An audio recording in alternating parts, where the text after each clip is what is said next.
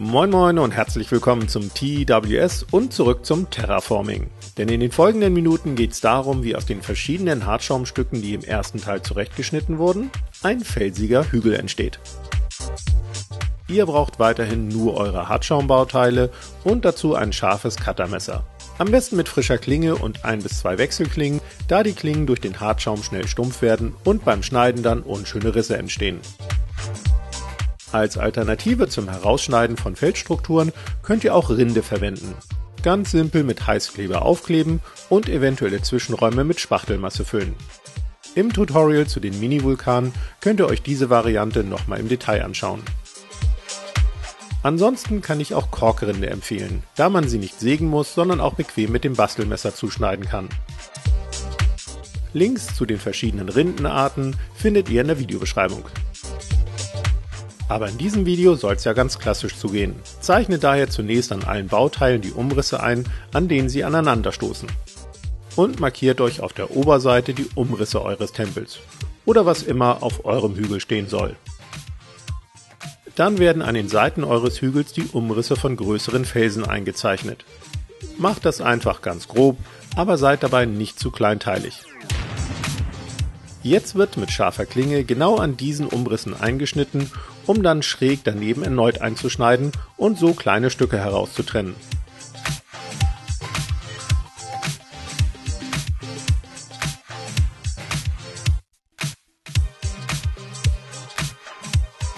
Danach werden die so definierten Felsen noch etwas in Form gebracht und an den Rändern weiter angeschrägt.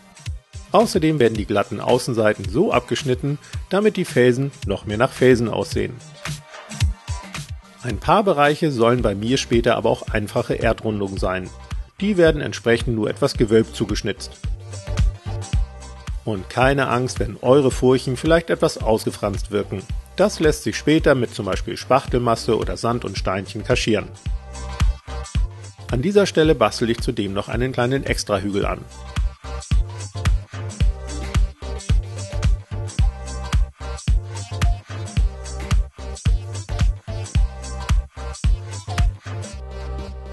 Die Verbindungsstellen zwischen den einzelnen Hartschaumbauteillen werden zwar später noch mit Spachtelmasse gefüllt, aber es schadet nichts, wenn ihr die Übergänge schon jetzt möglichst passend und glatt zuschneidet.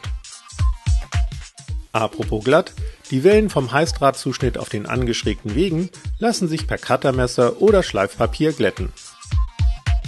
Sind alle Bauteile fertig zugeschnitten, empfehle ich Heißkleber für den Zusammenbau. Holzleim geht natürlich auch, allerdings habt ihr dann deutlich längere Trocknungszeiten. Dann ganz nach Geschmack hier und da noch ein paar kleinere Felsen ankleben, damit der Hügel plastischer wirkt. Und zum Abschluss mit einem spitzen Stein für ein paar schroffe Felsenstrukturen sorgen. Bevor es gleich mit der Gestaltung losgehen kann, werden noch die Stoßkanten und Fugen mit Spachtelmasse geglättet.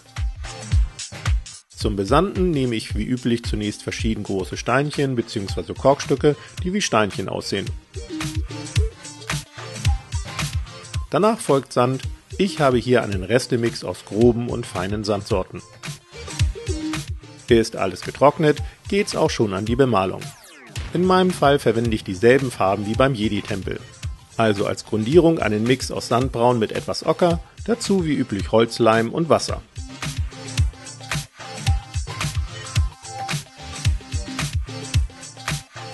Nach dem Trocknen kommt dann ebenfalls ein erdbrauner Wash drüber. Dafür genügt ein stark mit Wasser verdünntes Erdbraun.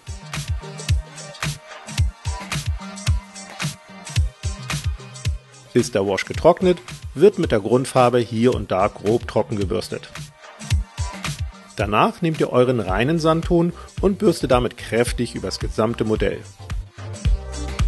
Für die finalen Highlights mischt ihr etwas Weiß in den Sandton, um nur noch ganz leicht und von oben nach unten über ein paar ausgewählte Kanten zu bürsten. Dann folgen ganz nach Geschmack noch Grasstreu oder Grasbüschel und Flock, um Buschwerk anzudeuten. Solltet ihr Flock verwenden, bietet sich danach noch eine Versiegelung mit Haftgrund bzw. Tiefengrund an. Danach wäre der Hügel dann aber auch schon spielbereit.